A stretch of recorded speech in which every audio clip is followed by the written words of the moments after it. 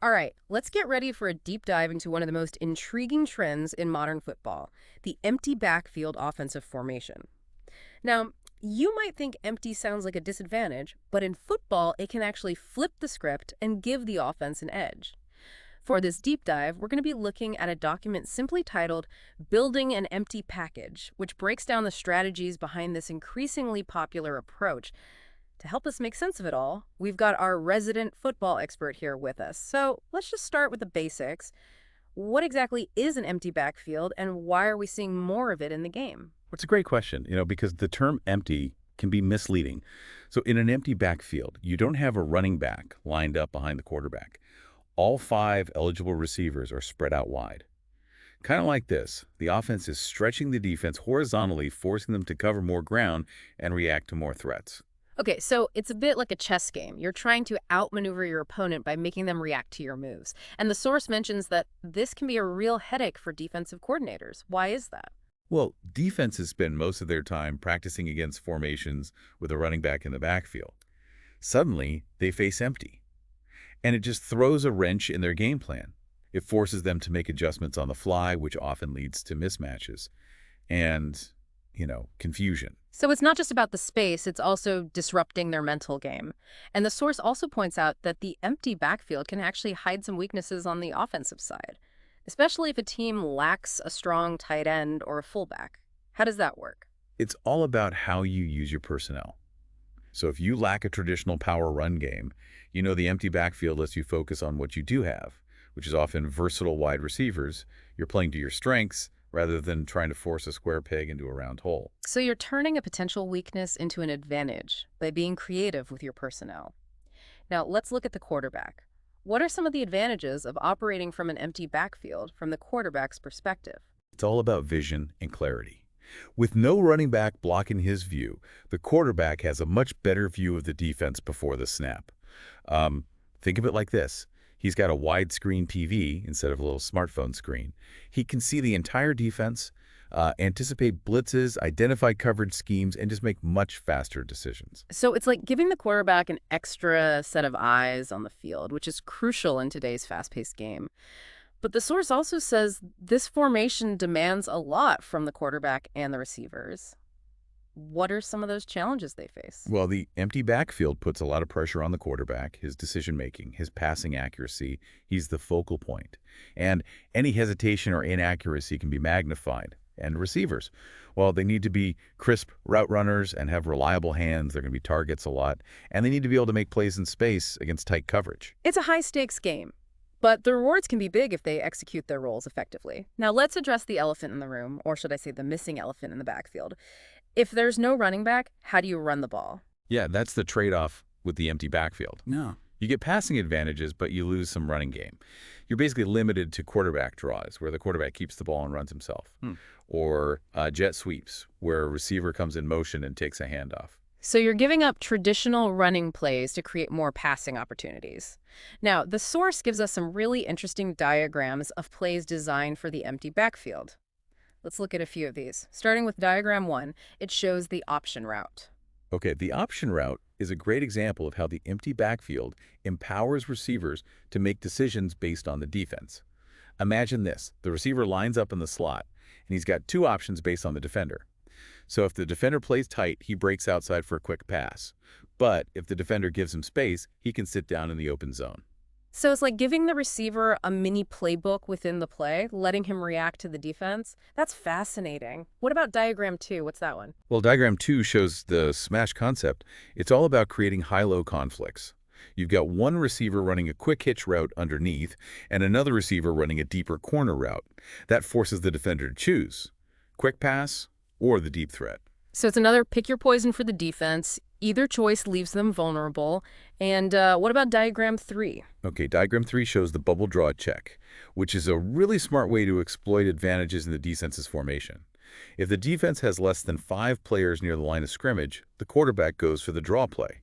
But if there are more than 5 defenders there, he checks to a quick screen pass to the outside receiver. So it's a built-in adjustment, letting the offense react to how the defense lines up. This is really making sense now. It's clear that the empty backfield is more than just lining up with no running back. It's a whole offensive philosophy with its own pros and cons. But of course, defenses aren't just going to sit back and let the offense do whatever they want. The source talks about some ways that defenses try to counter the empty backfield. I think it's time to dive into those countermeasures. Let's get into that in part 2 of our deep dive. You're right. Defenses have had to adapt, and they've come up with some pretty clever ways to counter the empty backfield. Okay, so let's get inside the minds of those defensive coordinators. The source mentions blitzing as one way to disrupt the empty backfield. How does that work? Well, blitzing is all about sending extra defenders after the quarterback. Trying to overwhelm the offensive line and force a quick throw, maybe a sack. It can be risky for the defense, though. If they get it right, it's a big play.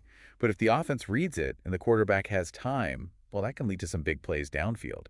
It's a chess match, both sides trying to outsmart each other. The source also mentions dropping more defenders into coverage as another way to counter. How does that affect the offense? Well, when you drop more players into coverage, you're basically shrinking those throwing windows. It forces the quarterback to be more accurate and makes it harder for receivers to find open space. This is like basketball, playing against a zone defense. You got to be patient and find those gaps.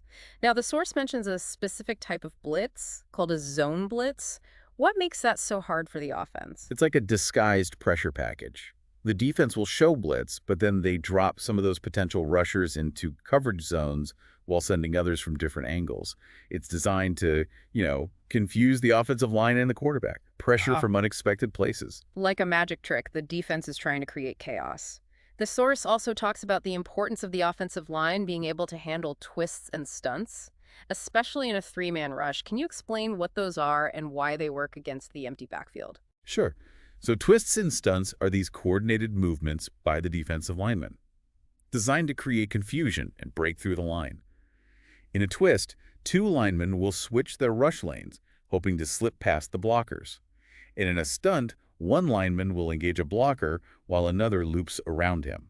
It's like a choreographed dance, but for the defense. Yeah. And with only 5 blockers in the empty backfield, the offensive line is outnumbered, which makes them vulnerable to these tactics. Exactly. The offensive line has to be really disciplined and communicate well to handle these twists and stunts. Okay, so we've talked about how defenses can disrupt the empty backfield. Now let's go back to the offense.